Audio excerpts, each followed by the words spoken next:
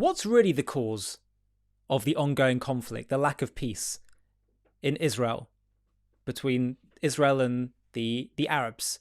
What's the cause? Why has there not been a peaceful settlement? Mosab Hassan Yousef is asked this question by Jordan Peterson. Mosab is the son of a Hamas co-founder and leader. He saw up close the mindset of the leaders of the Palestinian resistance movement, and he is absolutely clear about what the root cause of the violence and the conflict is. Have a watch of what he says as he unpacks this. So why, in your estimation, weren't two states established at that time? A state for the Palestinian Arabs and a state for the Jews? From Muslim point of view, and this is where it gets tricky, this is where nobody wants to talk about, the ideological religious dimension of this war. From Islamic point of view, the Al-Aqsa Mosque and the surrounding areas does not define boundary. The surrounding areas could be 100 miles, could be 500 miles. Is an Islamic trust that no Muslim leader has the authority to give it away to the non-Muslims. So when the Jewish people returned to their homeland, the Muslims outraged.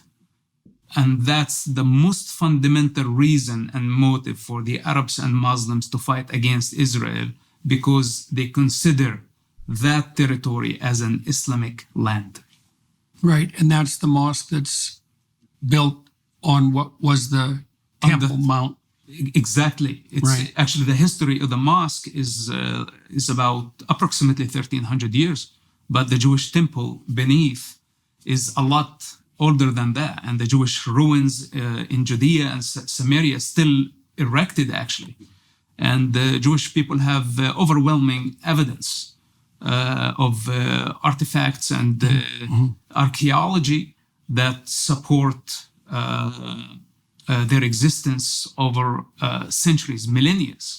But the Muslims don't. There is no currency, there is no book, there is no Bible, there is only a building that is 1,300 years old. And this is why, for the Jewish people, don't have a problem in principle to coexist with other ethnic groups. Like even the Zionist movement did not have a problem to have a two-state solution back in the day, while the Muslims refuse completely having Jewish existence on that land. The same way in Mecca, non-Muslims are not allowed to enter Mecca, even to drive through Mecca. Mm-hmm. The same thing, they want the situation to be in Jerusalem. So Mosab is absolutely clear that anyone who tells you, anyone that says, no, it's about the desire for national self-determination among the Palestinians, that's what it's about. And if they just had that, if they had a state of their own because this really is their national homeland, then they would be content. Nope. Just judging their actions over the last 76 years will tell you that, or even longer, because the hostility towards the Jews began way before that in the region, before the creation of Israel. But Mosab is absolutely clear that it's not about national self-determination, it's about a religious worldview that cannot make space for anyone that's not a ruler, that is a ruler that's not Islamic. That's the cause. It's about an ideological religious hatred. It's not about a legitimate grievance of displacement and all these things, and that's being the cause. Don't forget, the great displacement that the Palestinian cause laments didn't happen because the Jews came there and kicked everyone out. No. The vast majority of the displacement occurred when the UN said, right, there are Jews living here in this land. There are Arabs living here in this land. The Jews, some of whom have been there since the times of the Romans, when most of them were kicked out of the land. But most of them have returned over the last few centuries, and they purchased land and they've moved there legally. On the other hand, there are Arabs there who, since the Islamic conquest of the land in the 7th century, have been living there. But they've never tried to create a state of their own. They've been happy living under Islamic rulers and empires. So you've got the Jews on the one hand and the Arabs on the other hand living there. So there is a precedent of prior Jewish sovereign states 2,000 years ago. There isn't a precedent for an Arab one, but okay, we'll create two states. So the Jews said, fine. The Arabs said, no, we want the whole thing. And so they waged a war. The surrounding Arab armies waged a war against the Jews, and they lost.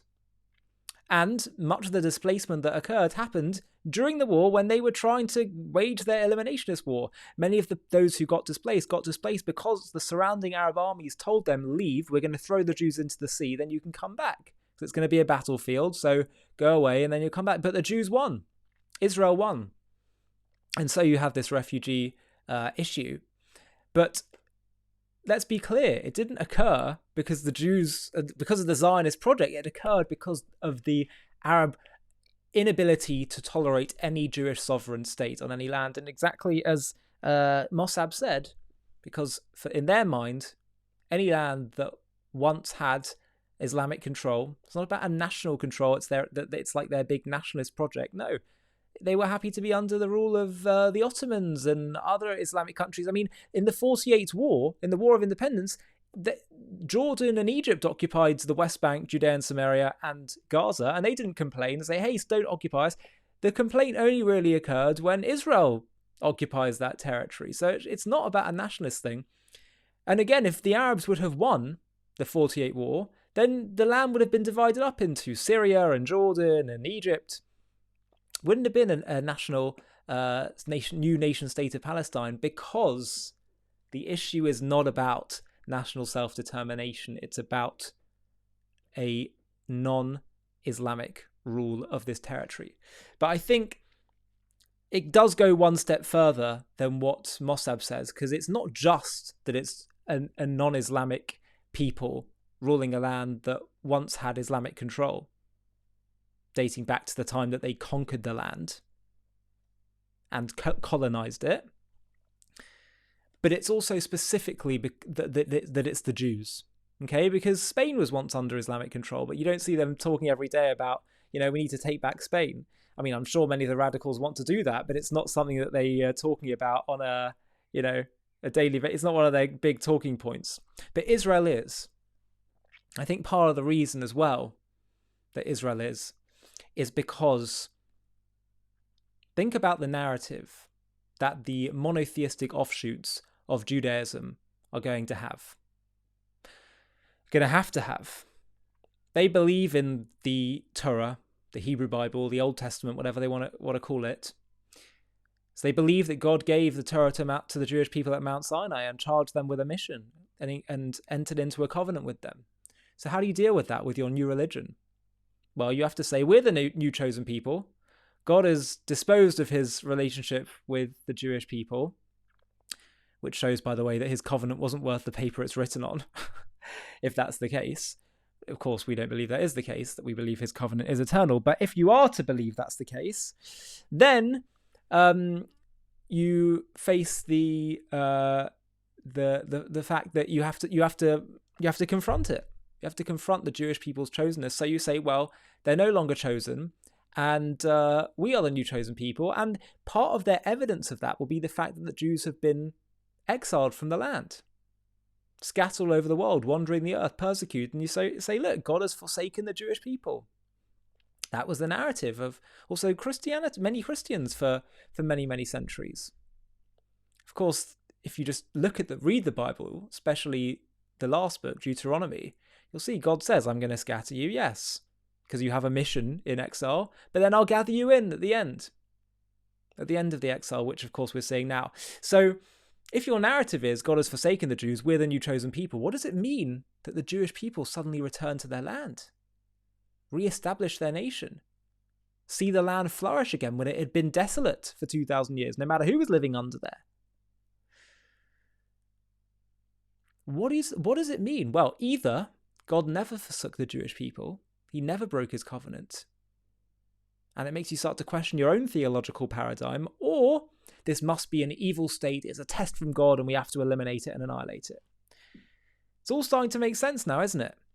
And unfortunately, what's happened is sometimes well-meaning people in the West, and usually more so on the left, but not always, have fallen for this ploy that was created by the leaders of the Arab-Palestinian movement in the 1960s, where they created this Palestinian identity. They realized they're not going to wipe out Israel through wars. So now they said, let's create a Palestinian identity. Let's say that we really are the native indigenous people and we just want to have a state of our own. And we're just oppressed by Israel. And of course, what they do is they try to lure Israel into having to fight back, into having to have security measures, into going to wars, so that they can create all this world empathy and support for them and sympathy, as we're seeing right now. And it's proving quite effective. But you have to understand, as Mosab knows, all this is a ploy. They don't care about a Palestinian state. They don't care about self-determination. They don't care about all the displacement issues. What they care about is the Jewish people returning to their homeland, re-establishing their state, because it threatens their whole theological worldview. So, what's the solution? Well, the Jewish people aren't going anywhere. So what they're going to have to do is go through a theological maturing. They're going to have a paradigm shift to understand that the land of Israel belongs to the people of Israel, as it was assigned by the God of Israel, who never forsook his people, and whose message that he charged the Jewish people with remains as true today as it did when he gave it to them 3,300 years ago, which is, of course, what we're going to be celebrating in the upcoming festival of Shavuot, which is coming up in just a few weeks, where we celebrate that moment where he gave us that mission. Hi, thank you so much for watching. To watch another one, click here. To stay up to date with all our content, click here to subscribe. And if you're able to, you can help support JTV to grow and grow by clicking join below this video, where you can become a member and get perks including early access to videos and private live discussions with me. But most of all, you'll be partnering with us on our mission to change the world.